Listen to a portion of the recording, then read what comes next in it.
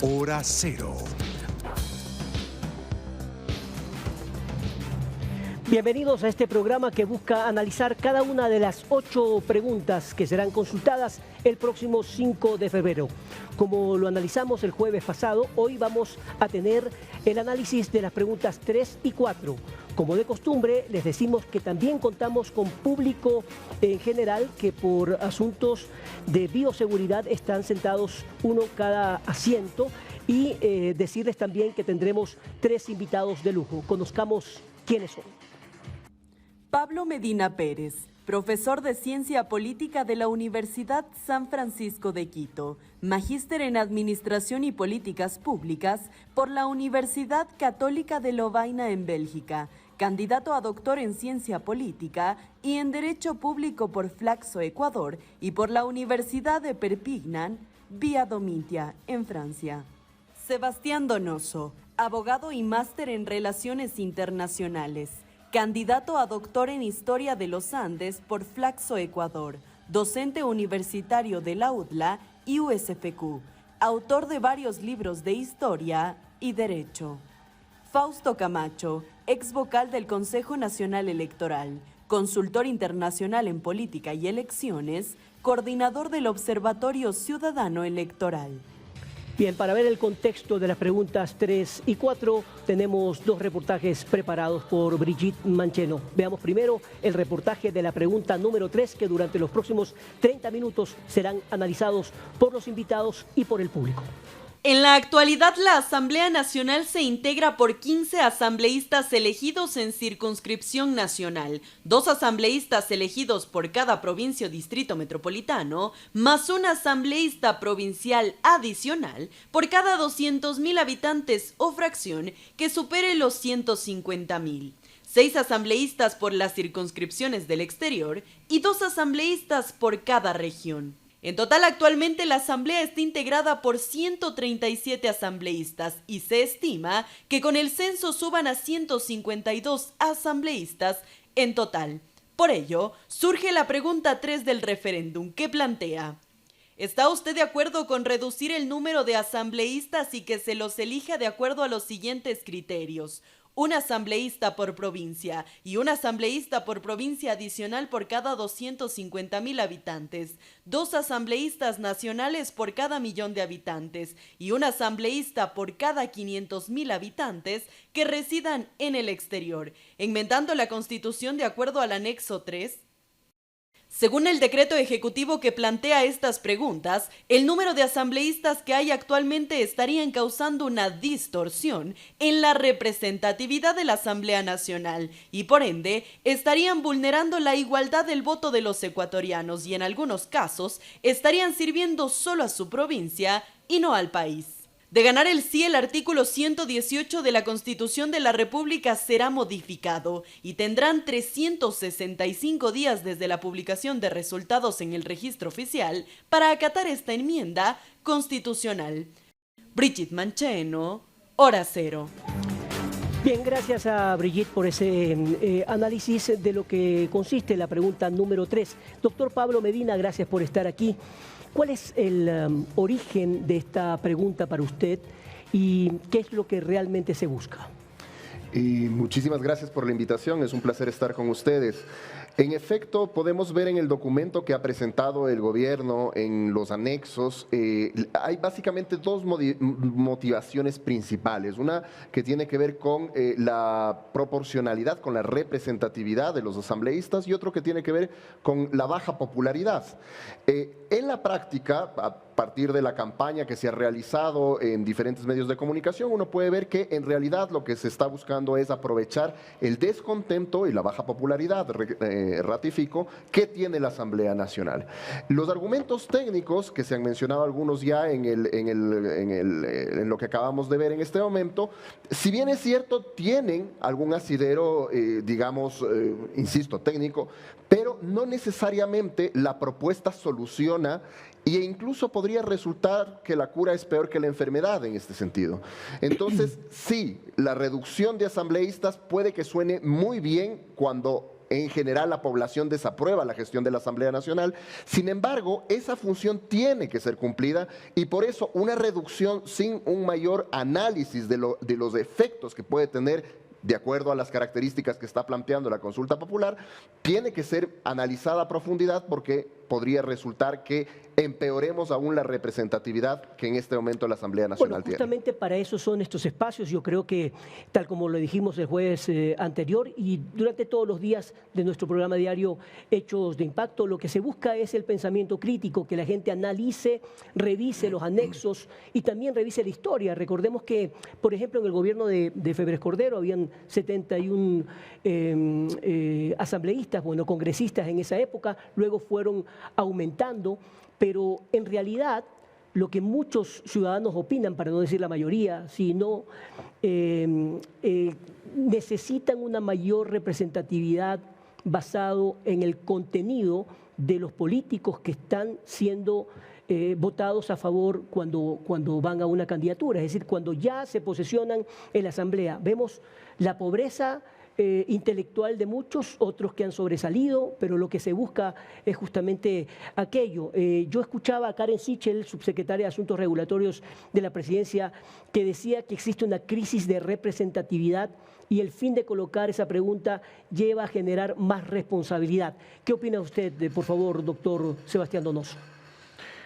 Bueno, para mí el aspecto más importante de la pregunta es justamente poner sobre el tapete del debate, sobre el tapete de la discusión, el número de asambleístas como una puerta de entrada para analizar una reorganización, creo yo, de la política democrática del país.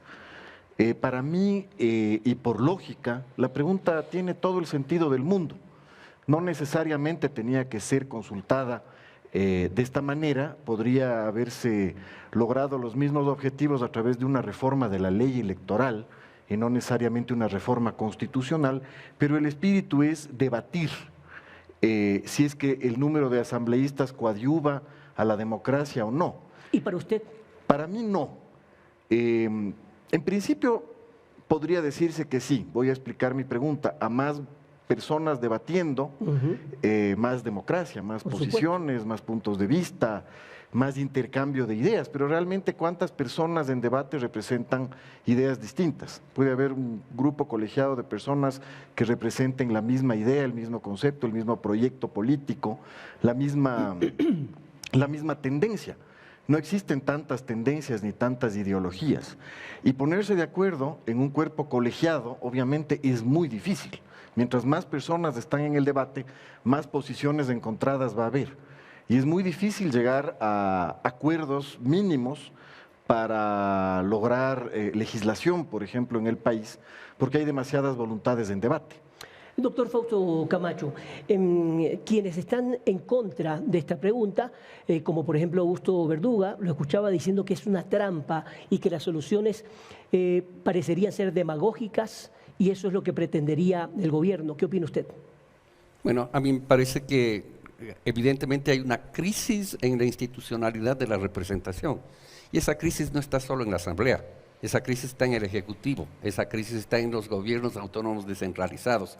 La gente no confía en sus representantes porque los representantes le han defraudado a la gente y entonces efectivamente habría que ver si esa crisis de la representación se soluciona.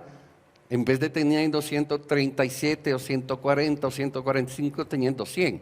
Sí, ¿Cree usted que, por ejemplo... A mí me parece que no se soluciona en absoluto. En absoluto. El tema del número no es la situación más trascendente en el debate de la democracia. En el debate. Sobre este último tema que usted decía, si la gente no confía, si el voto no fuera obligatorio, hubiese una deserción brutal.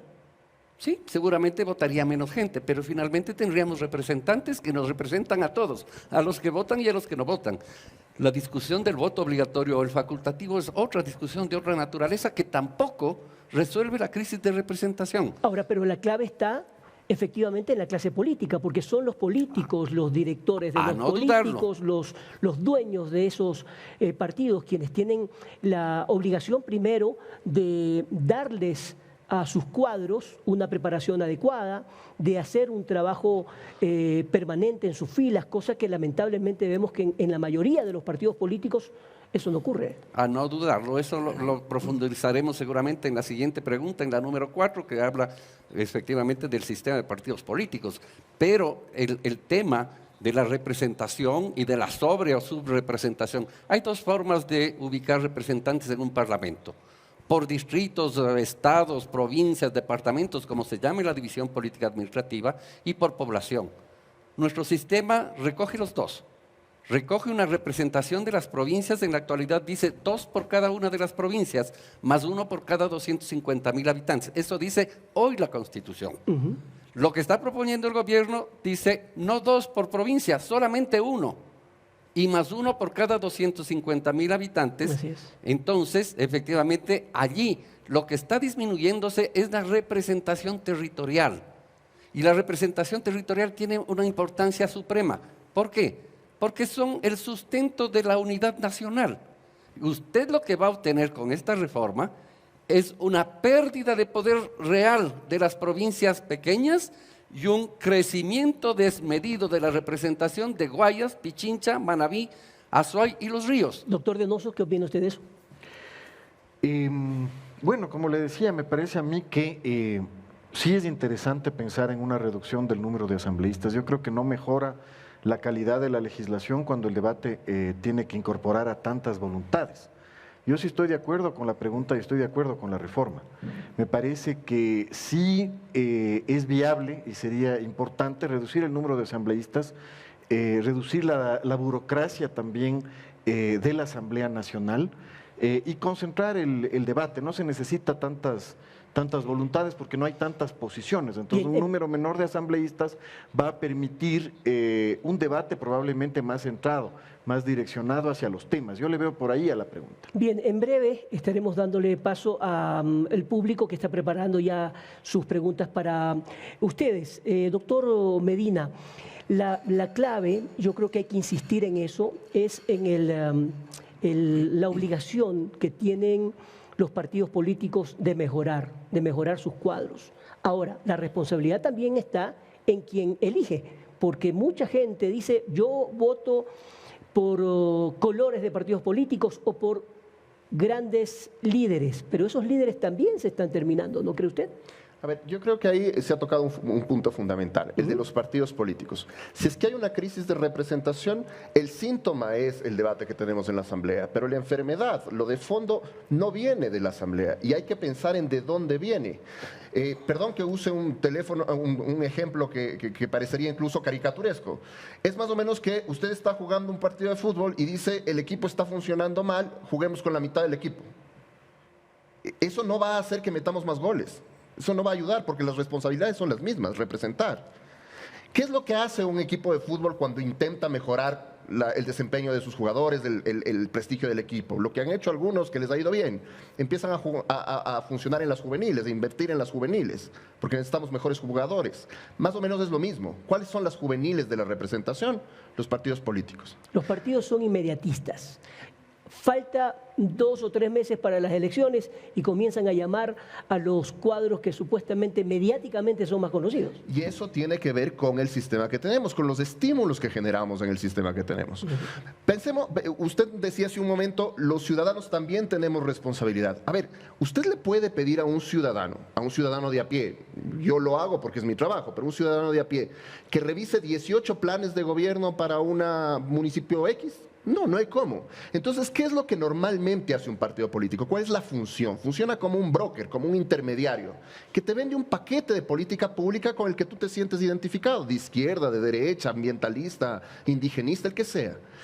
Ahora, si es que los partidos políticos, que vamos a tratar eso en la siguiente pregunta, tienen que competir deslealmente con movimientos más pequeños que pueden fácilmente posicionar a alguien, o que hay partidos de alquiler, que alguien se lanza. A mí me llama mucho la atención, la gente se lanzaba a las elecciones que vienen a la alcaldía antes de tener partido, luego consigo el partido. Entonces, si es que tenemos este baratijo de oferta de partidos políticos, por supuesto que no hay calidad de la representación. Tenemos los asambleístas que tenemos. Ahora, reducir ese número, sí, probablemente tengamos un poco menos de debate vergonzoso, porque habrán menos, pero seguirá siendo vergonzoso. No hemos cambiado nada de fondo. Bien, vamos con la primera pregunta del público, por favor.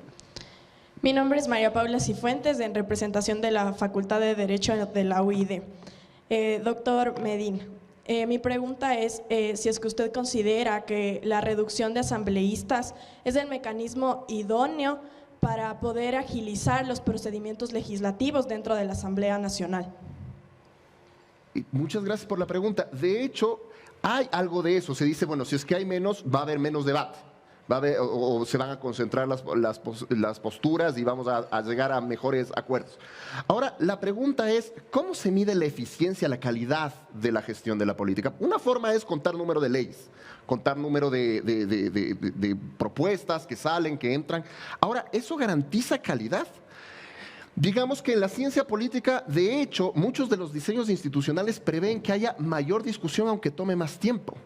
Justamente porque dicen, decisiones que cambian la estructura institucional de un país no deberían ser tomados de la noche a la mañana por una mayoría provisional. En la misma historia del país, probablemente no tengamos recuerdo nosotros, pero la mayor parte de la historia del Parlamento de este país fue bicameral. Una bicameralidad implica una mayor discusión. Una mayor revisión. Entonces, la pregunta no es cuán rápido se sacan o no se sacan cosas, es de qué calidad. Y ahí tenemos otra vez el tema de la representación. A ver, pero yo abro ahí un poco el debate para los tres, esta consulta más que pregunta o reflexión. ¿No creen ustedes que el Código de la Democracia debería determinar también los requisitos para ser candidatos? Cualquiera puede ser candidato y está muy bien porque es ser democrático y no necesariamente una persona que tiene 3 maestrías va a demostrar que es mejor que otro. Pero creo que sí amerita una mayor calidad de representatividad y por eso, pues para algo se estudia, digo yo, doctor Camacho. El tema de la democracia es la igualdad de las personas ante la ley. Correcto. Y el que tiene derecho a votar tiene derecho a ser elegido. Si usted no respeta ese derecho, está distorsionando. Pero obviamente quien tiene una mayor formación, quien tiene un liderazgo, quien tiene una trayectoria de vida, debería ser mayormente opcionado a llegar al ejercicio de la representación. Y cuando hablo de la representación, no solo estoy hablando de la asamblea, porque yo insisto en aquello. Estoy hablando también del Ejecutivo, estoy hablando también de los gobiernos autónomos descentralizados, que son las instancias que nacen del voto popular, del sufragio de nosotros. La gente debe preguntarse quiénes son los concejales, qué trabajo tienen. Correcto, ¿no es cierto? ¿Cuáles son responsabilidades? Pero eso no significa que usted le ponga nuevos requisitos. Usted tiene que sobrepasar la barrera que significa el conseguir el número de votos suficientes para llegar. Ese es el concepto de la democracia. Usted en las democracias norteamericanas y europeas no encuentra ningún tipo de requisito de formación académica. ¿No? Doctor Donoso. Yo estoy de acuerdo con el doctor Camacho en lo que acaba de decir, en el sentido de que sí, la democracia, para que sea plena, tiene que ser lo más amplia posible, tiene que llegar a toda la población. El que tiene derecho a votar en una democracia tiene derecho a elegir y a ser elegido. Entonces, por más que me gustaría, igual que a muchísimos ecuatorianos, ponerles un montón de requisitos a los asambleístas, como si se requiere ciertas destrezas profesionales, por decirlo así, para muchos otros cargos públicos, ¿no es cierto? Por un lado, pero por otro lado, perdón que le interrumpa, en estos debates a los cuales he tratado de seguir permanentemente cada vez que lo presentaron, yo creo que la gente se encontró con algunas sorpresas.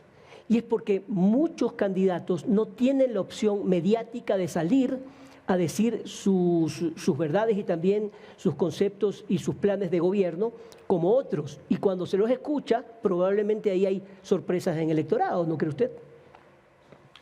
Yo en esto, de hecho creo que hay sorpresas, pero ahí yo, quizás es la deformación académica, soy politólogo, yo creo en los partidos políticos y yo sí creo que deberíamos, por ejemplo, pensar en requisitos no de orden académico, sino de orden de oficio. ¿Como cuáles, por ejemplo? ¿Dónde uno aprende la política? La política, sí, en la universidad aprende ciencia política, pero la política se aprende haciendo. Los partidos políticos son los que tienen la responsabilidad de formar. Nos hemos olvidado que los partidos políticos no solo son maquinaria electoral, también son formadores. Entonces, un requisito que sería interesantísimo, incluso en términos de seguridad nacional, para que la narcopolítica no entre en la política, es poner requisitos de militancia. ¿Cuántos años de militancia hay? ¿Fue electo? ¿Salió de las juventudes del partido? Esos son requisitos que a mí me parecen interesantísimos para que sean candidatos. Ustedes han puesto un ejemplo del tema futbolístico. Claro, los mejores equipos del mundo son los que tienen escuelas de fútbol, de formación. Inclusive aquí hay una institución que es joven relativamente, pero que ha tenido un éxito extraordinario, que es Independiente del Valle, porque tiene hasta escuelas y colegios, no solamente jugadores. Entonces, yo creo que todo eso entra dentro de la discusión. ¿Más preguntas del público, por favor? Mi nombre es Yadira Vintimilla, representante de la Universidad Internacional del Ecuador. Mi pregunta es, ¿considera usted que reducir el número de legisladores brinda la oportunidad a la creación o desarrollo de un órgano legislativo más eficiente sin perjuicio de la disminución de un gasto salarial? Doctor Medina. A ver, yo con el tema del gasto salarial hay que decir algo concreto. En total más o menos se calcula que se ahorraría algo así como $4 millones con la reducción. $4 millones es una cifra importante, sin embargo, en el gran universo del presupuesto general del Estado es nada. De hecho, la Asamblea Nacional es la función que menos gasta en el Estado. El presupuesto de la Asamblea frente a las otras 5 funciones es la menor. Ahora, en términos de eficiencia, a mí me parece que parte del tema de la eficiencia y de la calidad del legislador tiene que ver con el control ciudadano. Uno de los argumentos que se ha esgrimido para la reducción es que con menos asambleístas es más fácil controlarles. Y yo ahí tengo un contrapunto. Normalmente es más fácil controlar a los asambleístas cuando las circunscripciones son más pequeñas. Usted se puede fijar, los asambleístas de provincia, claro, de provincias pequeñas, normalmente están en mayor contacto y por lo tanto más controlados por sus circunscripciones. Vaya usted a Tulcán, los 3 asambleístas del Carchi son todos conocidos y les reclaman en la calle cosas.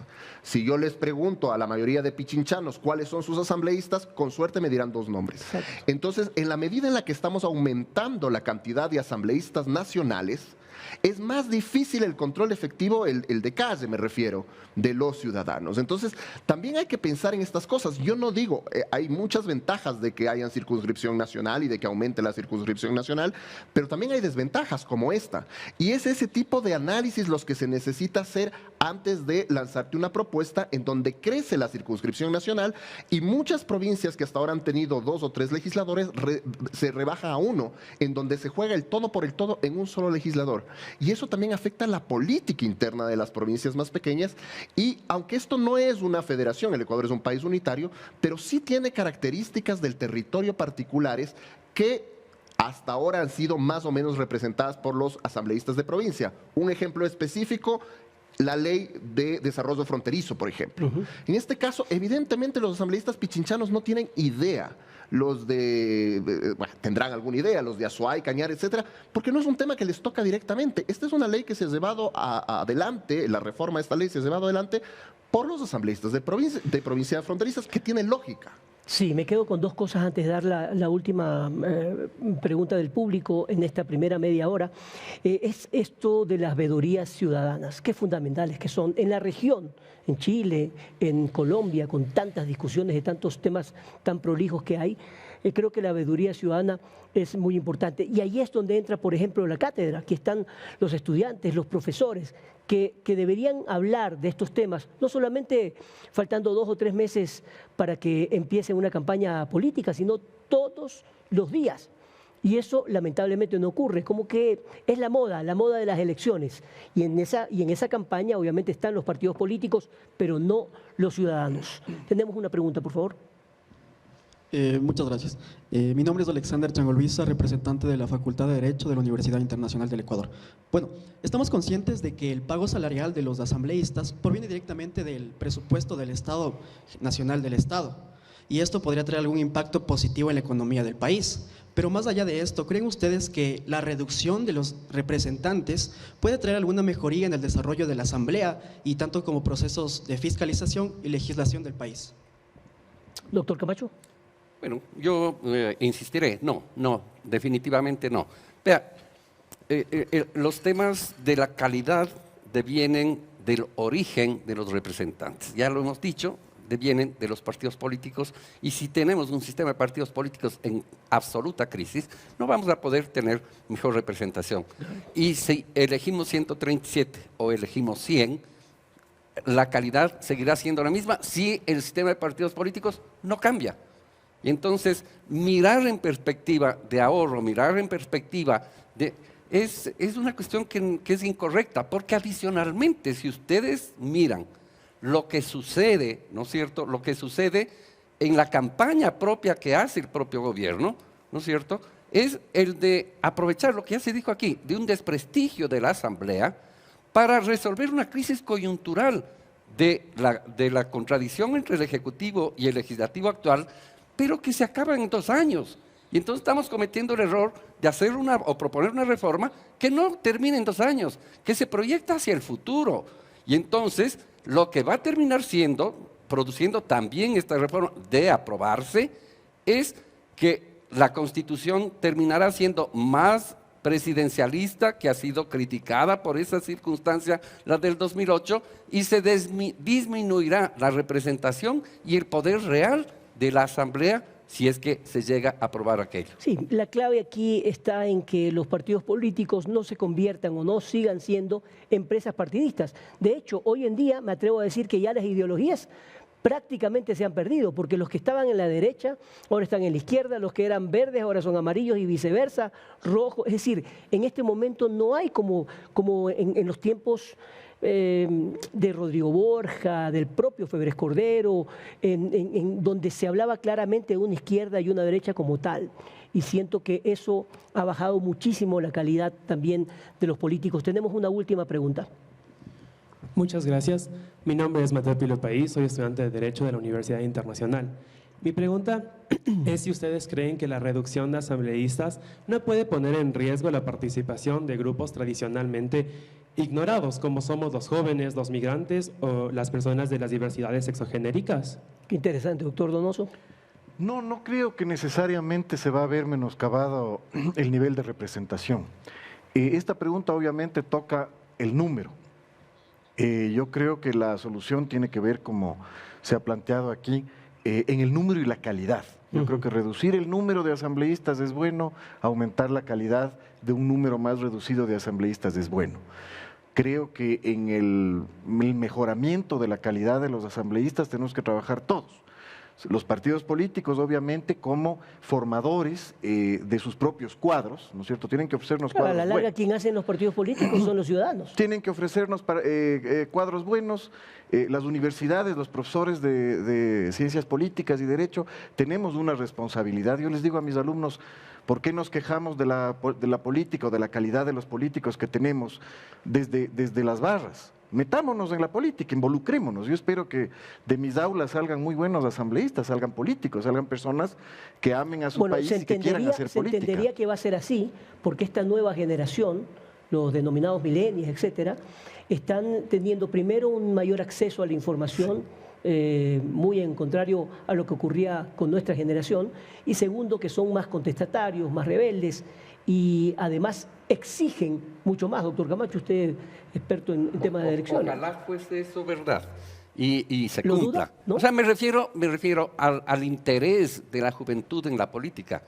La política no despierta interés en la juventud, más allá de que tengan mayor, digamos, acceso a la información.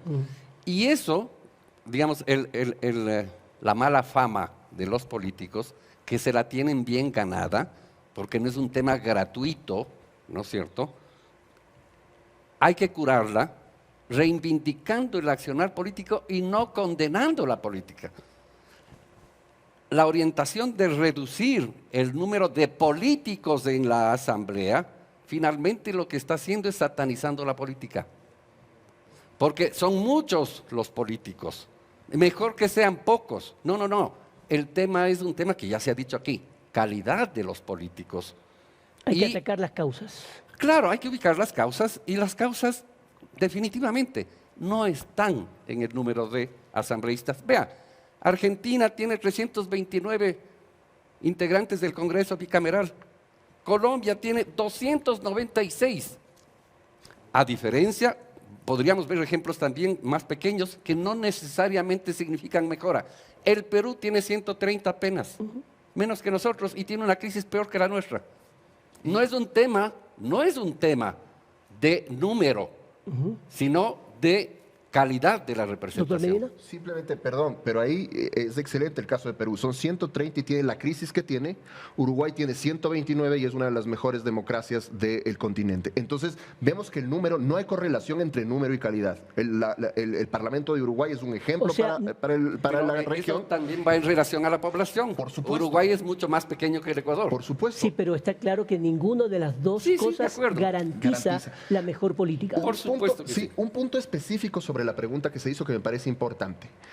Cuando se aumenta la dimensión, digamos, hay varios estudios. El tamaño de la circunscripción normalmente permite que entren más jóvenes y más mujeres. Eso es verdad. Pero si es que se reduce el número de asambleístas, se disminuye este efecto de que tengamos más nacionales. Es decir, ¿es bueno que tengamos más nacionales para mujeres y jóvenes? Es malo que se reduzca el número para mujeres y jóvenes. Y lo otro que también pasa cuando hablamos de la circunscripción nacional, y esto ya se mencionó hace un momento, se aumenta la representación de los grandes conglomerados, porque tienes que ganar votos a nivel nacional. ¿Dónde vas a buscar esos votos?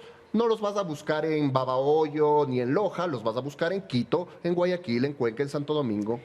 Importantes puntos de vista para que usted, amigo ciudadano, pueda identificar y pueda seguir analizando previo a la consulta del 5 de febrero. Vamos a la pausa comercial. Hemos terminado la pregunta número 3, el análisis de la pregunta número 3 en este programa. Vamos con la pregunta número 4 después de la pausa comercial.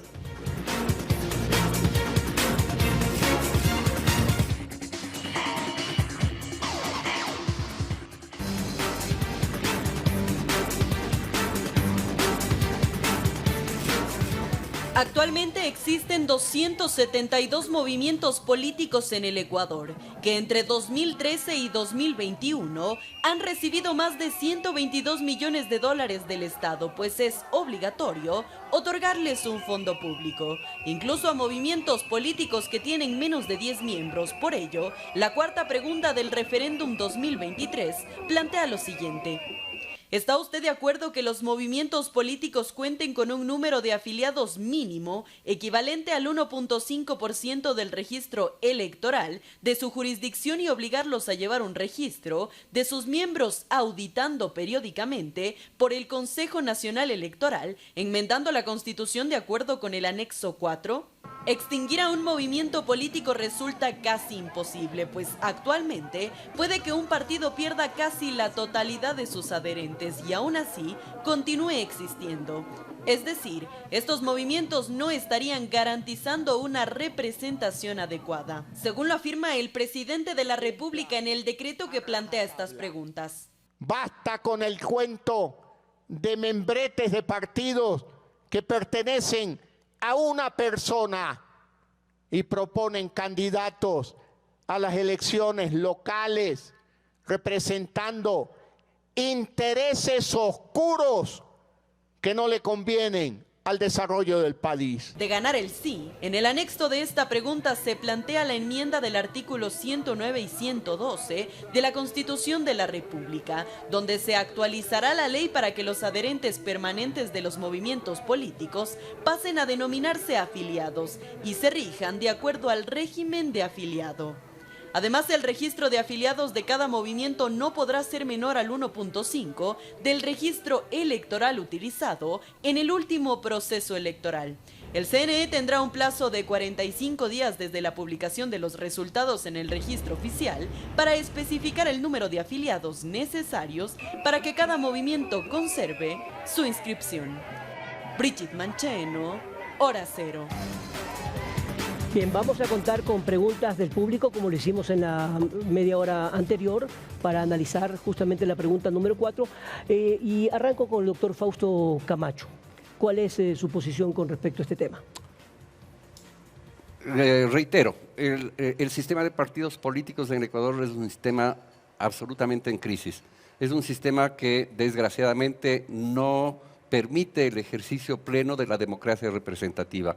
porque usted lo ha dicho, lo hemos dicho todos y mucha gente lo repite, los partidos políticos existen solamente como maquinarias electorales y se activan vísperas de las elecciones y mientras tanto no dicen absolutamente nada.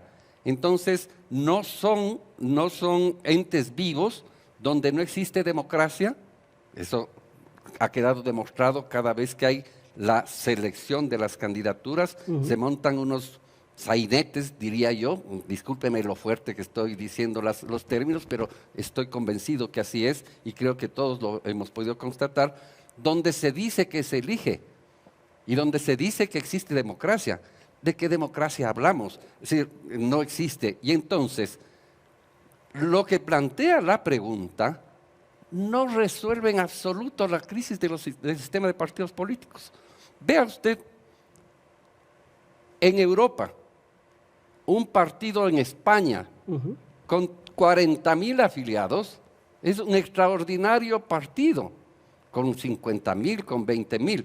Aquí exigimos 185.000 afiliados. ¿No es un problema cultural? Es un problema de conceptos. Es un problema de conceptos, porque afiliados no es lo mismo que lo que plantea la pregunta y lo que plantea ahora la Constitución. Registro de afiliados.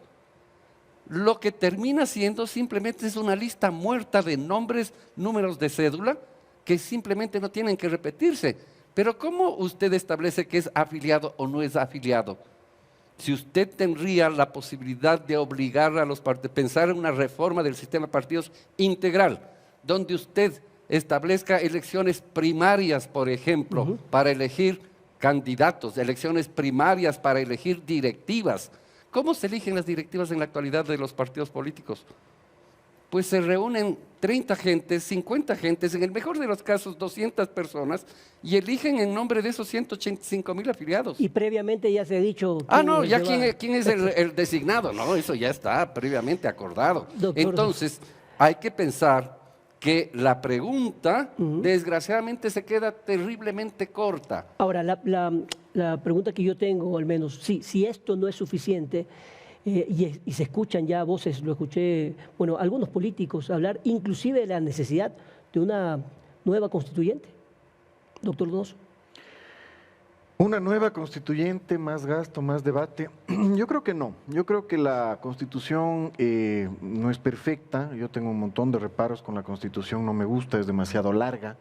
Tiene un montón de materias que podrían estar en leyes. La Constitución tiene que ser un folleto más chiquito. A mí me gusta más la Constitución del 98, es mi posición. Pero tenemos esa Constitución y creo que la Constitución que tenemos, con todos sus errores, es perfectible. Veo un problema en general en la consulta que no lo hemos topado aquí, pero que seguramente en otros programas se ha escuchado usted. ¿Cómo cuáles, por ejemplo? Se aprueban las preguntas, supongamos que se aprueban estas preguntas y queda dispuesto, según los anexos, que en 365 días la Asamblea tendrá que reformar la Constitución. Va a haber los votos en la Asamblea para reformar la Constitución. Se van a poner de acuerdo los asambleístas en esta coyuntura, en esta pelea ejecutivo-legislativa donde parece haber un total desencuentro para reformar la Constitución de acuerdo a lo que pero el plebiscito es mandatorio. Es mandatorio, pero aún así, ¿qué puede pasar en el debate de la Asamblea? No sabemos, todo parece indicar que habrá un bloqueo. Doctor Medina. A ver, yo, con respecto a la pregunta, sí, a mí me parece que la pregunta contribuye, aunque estoy de acuerdo que es absolutamente insuficiente, pero yo sí creo que contribuye a un sistema de organizaciones políticas, a un mejor sistema de organizaciones políticas. ¿Por qué? Porque creo que los partidos tenían un competidor desleal. Cuando hablamos de competencia desleal, es alguien que no cumple con las mismas varas y requisitos para poder competir. Y los movimientos sí tienen unas características de registro de adherentes distintas a las del partido. Y por esas características, en la práctica, para subsistir los 7 partidos nacionales que le quedan a este país, tienen que cumplir con este 1.5% de afiliados nacionales, mientras que los movimientos tienen que cumplir con el 10% del 1.5, que es lo que dice la ley, o sea, el 0,15% de adherentes permanentes para mantenerse, para inscribirse, y la mitad de eso para mantenerse, es decir, un 0,075% de adherentes de la circunscripción en la que existe para mantenerse en el tiempo. Entonces, claro, los requisitos de existencia para sobrevivir en el tiempo son distintos, y eso hace que sea mucho más fácil tener un movimiento que tener un partido. Ahora, ¿qué hacen las organizaciones políticas? Básicamente tres cosas. Representan, es decir, agregan voluntades y presentan un programa. Comunican, campañas tienen que jugar en las elecciones, que es lo que más hacen según hemos conversado aquí, pero además forman, yo les había mencionado esto. ¿Cómo puede formar estos movimientos, estos 200 y pico movimientos que existen? ¿Cómo logran formar si están tan disgregados? ¿Qué capacidad real tienen de formar cuadros y presentar cuadros políticos? La capacidad es muy baja.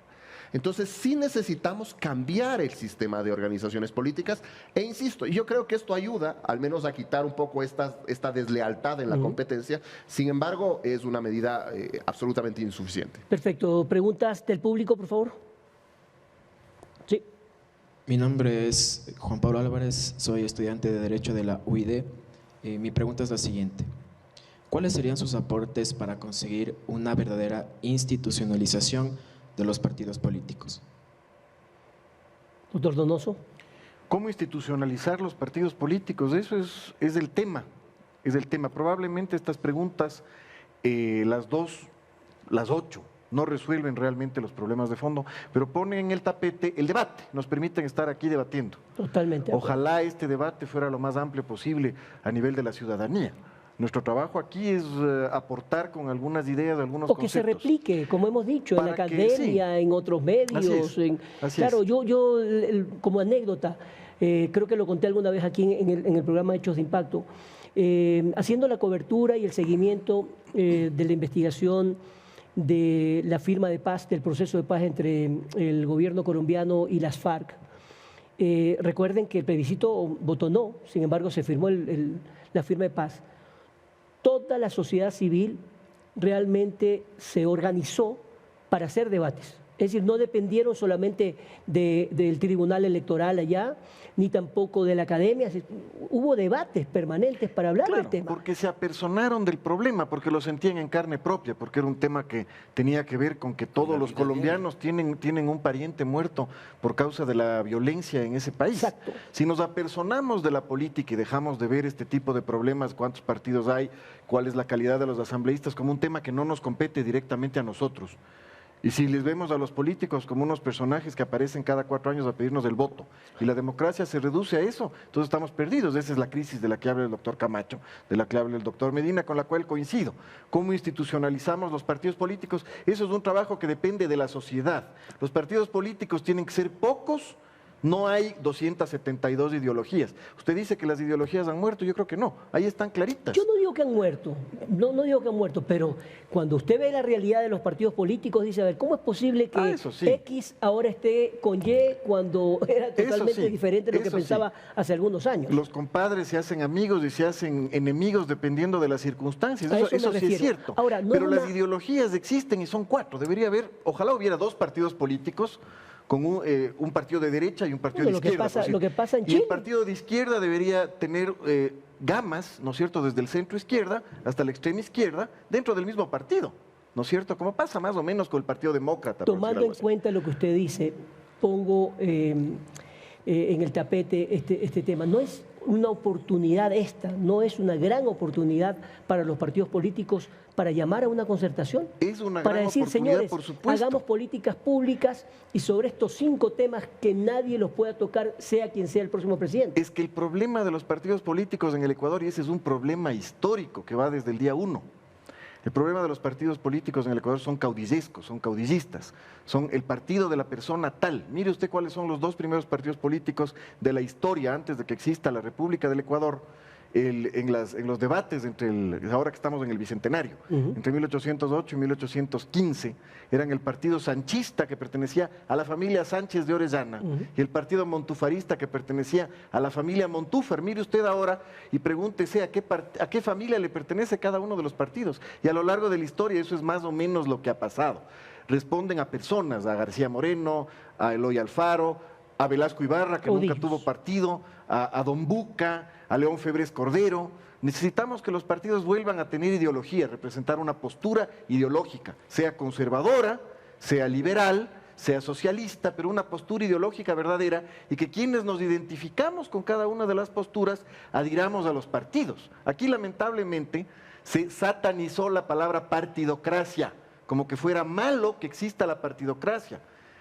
Y no puede existir democracia sin partidos políticos. Los partidos políticos son el motor de la democracia. ¿Cómo elegimos en democracia si no tenemos partidos? Entonces, tenemos que volver a la partidocracia. Tenemos que ser una democracia de partidos reales, serios, que representen a la ciudadanía, que no aparezcan cada 4 años para pedirnos el voto, que formen cuadros donde estén personas que realmente nosotros nos sintamos representados. ¿Por qué hay tanto ausentismo? ¿Por qué la gente no sabe qué es lo que va a votar en 3 semanas? No sabemos ahorita, realmente las cifras no nos dicen quién va a ganar la alcaldía de Quito, porque nadie se siente representado por los candidatos, porque los candidatos no han hecho nada para que nos sintamos representados por ellos.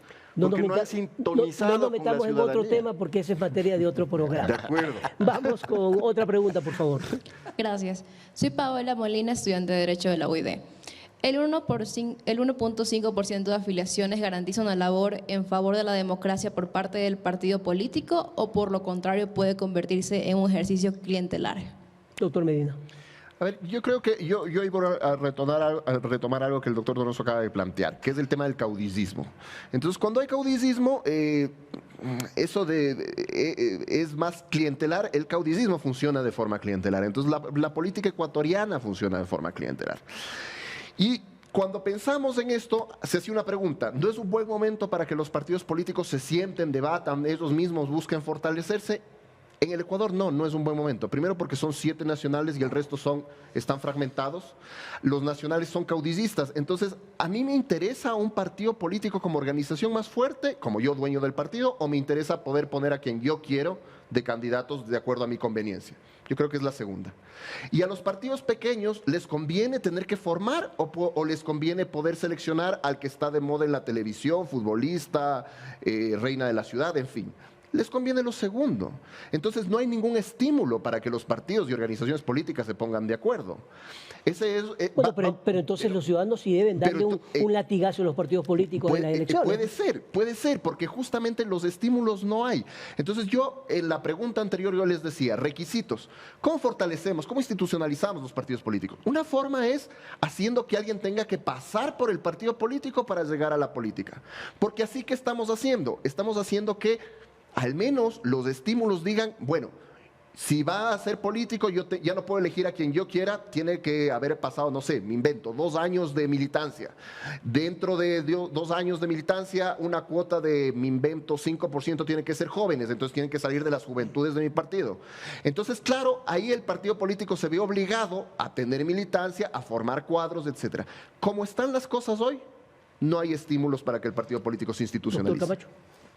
El tema es que esta deuda de los partidos políticos nos vienen ofreciendo pagarla a los partidos políticos desde hace 30 años. Y son los propios partidos políticos los que auspiciaron su autodestrucción, cuando ellos son los que impulsaron la participación de los no afiliados, mal llamados independientes, ¿no es cierto?, en la política. Y eso se reivindica y eso se defiende, y eso defiende la actual pregunta. La actual pregunta, ¿no es cierto?, dice que los partidos podrán postular a quien sea. No necesitan ser afiliados, no necesitan ser adherentes, no necesitan ser simpatizantes, no necesitan requisito alguno. Eso dice la pregunta. Y lo único que va a significar la pregunta es que hoy se necesita presentar un registro de afiliados de 185,000, que resulte el 1.5% de los 13,5 millones de personas que estamos en capacidad de votar. Y entonces mañana, cuando tengan que actualizar el registro, nos volverán a presentar 10,000 firmas, 20,000 firmas, que no nos garantizan militancia alguna. Entonces, la perspectiva de cambio no nace de los partidos, debe nacer desde la sociedad, que debe demandar a los partidos políticos cumplimiento de determinados requisitos. Por ejemplo, mire usted, si la selección de las candidaturas fuese por elecciones primarias, con la participación de todo el mundo.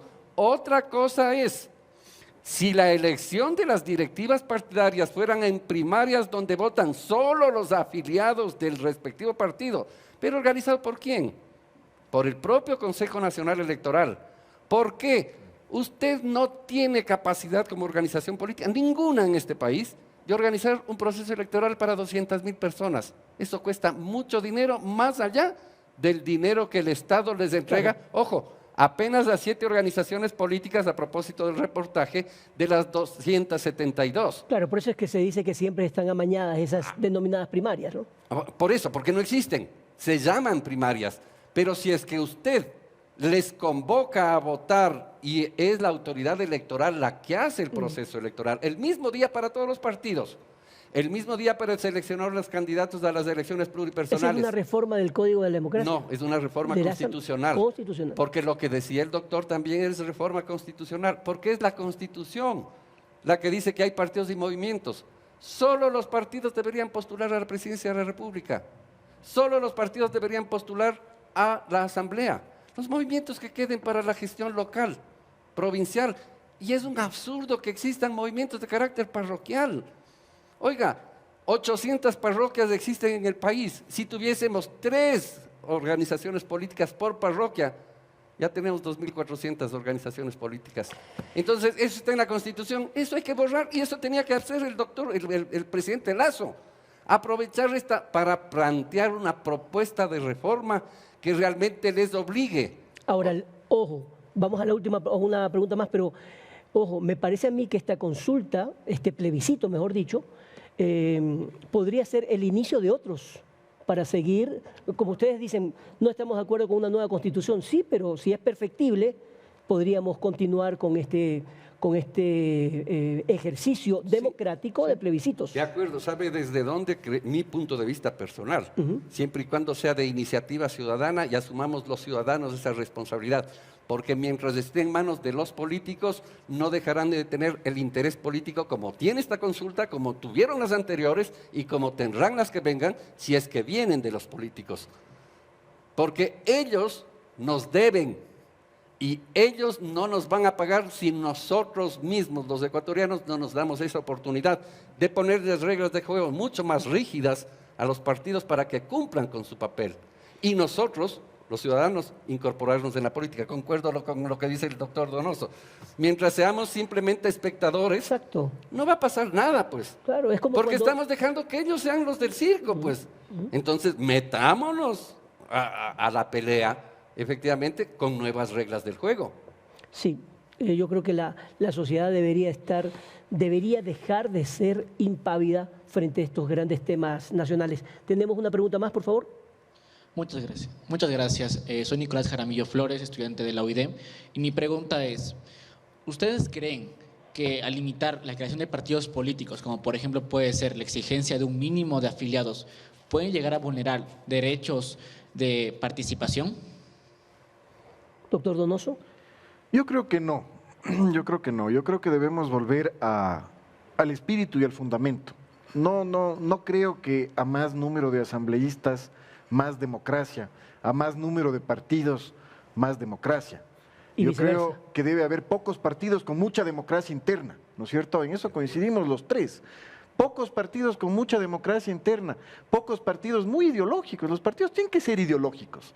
Aquí termina siendo el partido, termina representando la ideología del caudillo de ese partido. ¿Sabe qué importante sería, no? Contar en un programa como estos con los líderes de los partidos políticos para debatir. Por supuesto. Pero ellos no van a querer hacerlo. Y que no sea cuál es el partido X, es la ideología del caudillo del partido y es lo que él dice de manera visceral y vertical, lo que se hace, y no puede ser así. Los partidos no tienen democracia interna, no tienen formación de cuadros, son coyunturales para las elecciones, están desaparecidos durante 4 años, salvo el partido de gobierno al que le estamos dando palo, sea cual sea, porque es el único partido visible durante las elecciones. Y en campaña permanente. Y la oposición normalmente no tiene una cara muy visible, porque tampoco los partidos que están en la oposición representan realmente a la oposición de los ciudadanos que están en la calle reclamando por cualquier cosa. Doctor Camacho. Porque no funcionan los partidos. Vea, le voy a poner el ejemplo más claro. Los partidos políticos de los 272 Le aseguro que no llegan a una decena o tal vez dos los que se han pronunciado respecto del hecho político más importante, aparte de las elecciones, la consulta popular. No asumen postura política sobre el hecho político. Entonces, ¿de qué partidos tenemos? Claro. Pues entonces, el partido blanco, azul, amarillo, verde se queda mutis. ¿Por qué? Porque no le conviene. No puede ser, pues no puede ser. Y termina siendo un problema, perdón, ¿no es cierto?, coadyuvando a lo que dicen mis colegas, termina siendo un referendo, ¿no es cierto? No analizamos las preguntas, no analizamos el tema de fondo. Los partidos no nos ponen a debatir. Yo lo único que he visto en las campañas es, diles no, vota no, no te dejes engañar, estos son mentirosos. Dile sí, los otros son los mentirosos. Los buenos y los malos. Los buenos y los malos. Una cosa maniquea, blanco y negro, cuando no vemos que la política es una gama sucesiva de colores, de grises, que van desde el blanco, blanco, blanco, hasta el negro, negro, negro. Entonces no nos ponemos a ver eso. El referendo en general, el plebiscito, no debe ser un debate en torno a le castigamos al gobierno votando no o le premiamos al gobierno votando sí. Yo voy a votar sí, claro, porque creo que es preferible votar sí que votar no. Sí. Pero se pierde la esencia en realidad. Pero hay que analizar las preguntas de fondo, que es lo que estamos haciendo aquí. Y los partidos deberían orientar un poco más a la ciudadanía. Pero yo le cambio la pregunta, doctor Medina, usted como catedrático, por ejemplo. Claro, la academia debería hacer mucha presencia con respecto a estos debates. Hay una responsabilidad de la academia y una responsabilidad, sobre todo, de la ciudadanía en general, de la academia en particular. La academia produce conocimiento, la academia sabemos cosas que, y ahí hay una mea culpa que asumo yo, pero es de la academia en general, no las comunicamos mucho, además nos encanta hablar en complicado, publicar el paper que leen 3 personas porque nos leemos entre nosotros y nada más. En efecto, yo creo que este es un ejercicio en donde asumimos e intentamos salir de eso, intentamos con las opiniones diversas que hay dentro de la academia, porque esa es otra caracterización que se hace, ¿no? Es que tal universidad es de tal ideología, de izquierda, de derecha, de arriba, de abajo, y no, dentro existe un mundo y de hecho en la academia hay la discusión y eso es lo rico de la academia y debería ser lo rico y lo democrático de la sociedad. O sea, si somos demócratas, tenemos que estar en la capacidad de escucharnos, aunque no estemos de acuerdo, y saber que estamos en el mismo barco. Una de las justificaciones que se pone en la pregunta que analizamos anterior era el tema de que con menos representantes se va a mejorar la democracia consensual. La democracia consensual es que lleguemos a consensos. Yo no estoy de acuerdo, no tiene que ver con el número de asambleístas. La democracia consensual es algo que se construye culturalmente y ahí hay una responsabilidad de la educación y de los ciudadanos que estamos más o menos informados para poder compartir criterios así. Y de los partidos, sabemos que en una pregunta tú eres sí, tú eres no, yo soy no, en la otra yo soy sí, tú no eres, y podemos conversar tranquilamente. Ciudadanos. Ojalá ese sería el clima. Pero les cuento una cosa, ¿no? Como anécdota, cuando cubrí el Congreso alguna vez para otro canal y hubo elecciones de presidente del Congreso, se decían de todo, absolutamente de todo en los debates. Y después en la cafetería estábamos todos juntos. Ah, sí, claro. Todos conversaban y pues no me insultes tanto. Eso era parte de los debates. Tenemos una última pregunta, por favor. Muchas gracias. Mi nombre es Yodaris Cárate, estudiante de Derecho de la Universidad Internacional del Ecuador. Mi pregunta es la siguiente. ¿Cree usted que es preferible reformar la normativa de aceptación con el CNE de acuerdo al Código de Democracia y al Código de Elección Electoral, que sean regulados y sin que sean atentados los derechos de participación política? Gracias. Doctor Camacho. A ver, creo que ninguna norma de las que hemos intercambiado opiniones atenta al derecho de la participación política, ¿no? Es decir, la posibilidad de la participación política, si es que tiene determinadas condiciones, como las que decía el doctor respecto de militancia, por ejemplo, ¿no es cierto? Pues no atenta. Desde mi perspectiva, no atenta. Simplemente esas son las reglas del juego. Lo que pasa es que hay que ponerse de acuerdo en las reglas del juego. Las reglas del juego no deberían nacer impuestas, a menos que sea por una voluntad que nazca del gran electorado, ¿no es cierto? Si es que es una consulta popular de iniciativa ciudadana. Cuando hablo de iniciativa ciudadana, y quiero insistir en esto, significa que nosotros, los ciudadanos, debemos construir un consenso, construir una propuesta, recoger las firmas que sean necesarias y someterlas a la voluntad de la gente si es que aceptan o no aquello. Respecto de todo, incluido, y tal vez lo más fácil podría ser, lo de los partidos políticos. Perfecto, me queda 1 minuto, 30 segundos para cada uno de ustedes para su conclusión, doctor Medina y doctor Donoso. Bueno, en primer lugar, a mí felicito la posibilidad de conversar sobre esto. Hemos planteado que se necesita debatir. Debatir implica estar abierto a las otras ideas. Yo de aquí me llevo ideas también para pensar en cómo mejorar la representación, la democracia, el rol que tiene la academia, pero sobre todo tenemos que pensar que cada pregunta es en sí misma una propuesta que nos hace el gobierno. Yo puedo estar de acuerdo o en contra de algunas, pero tienen que ser evaluadas desde esa perspectiva. Como mencionaba el doctor Donoso, decir todo sí o todo no, sin mayor propuesta que es que le odio al gobierno o estoy con el gobierno, debilita, disminuye la calidad de la democracia en el país y debería ser algo que debemos ir superando. Doctor Donoso. Bueno, gracias por este espacio. Felicitaciones de que haya muchos espacios como este. Estamos a las órdenes desde cada una de nuestras trincheras para poder debatir lo más ampliamente posible. Debatir no quiere decir pelear, quiere decir intercambiar ideas. Podemos seguir siendo amigos, aunque estemos o no de acuerdo, pero estos temas hay que debatirlos ampliamente. O sea, una invitación a la ciudadanía a que el referendo, el plebiscito no se convierta en un apoyo o rechazo al gobierno. Leamos las preguntas, analicémoslas, pensemos, tratemos de informarnos. Hay medios de comunicación, hay YouTube, hay WhatsApp, preguntemos, averigüemos, veamos qué dicen nuestros referentes, ¿no es cierto? Sobre cada una de las preguntas, analicémoslas individualmente sin pensar que si es el gobierno el que las propuso o es la oposición la que las propuso. Veamos qué es lo que realmente dice cada una en el fondo y qué es lo que nosotros pensamos y tratemos de que las preguntas nos sirvan para, como lo dije al principio, la punta del iceberg para un debate mucho más amplio sobre qué debe ser la política y la democracia en el Ecuador, qué es lo que queremos que sea. Estamos claros. Nosotros, los periodistas, tenemos la obligación de informar y ustedes, los electores, tienen el derecho de ser bien informados y obviamente también contribuir con estos espacios para todos. Les agradecemos también al público presente, muy amables por sus preguntas. Estamos concluyendo. Hasta el próximo día jueves con las otras consultas, las 5 y 6. Nos vemos.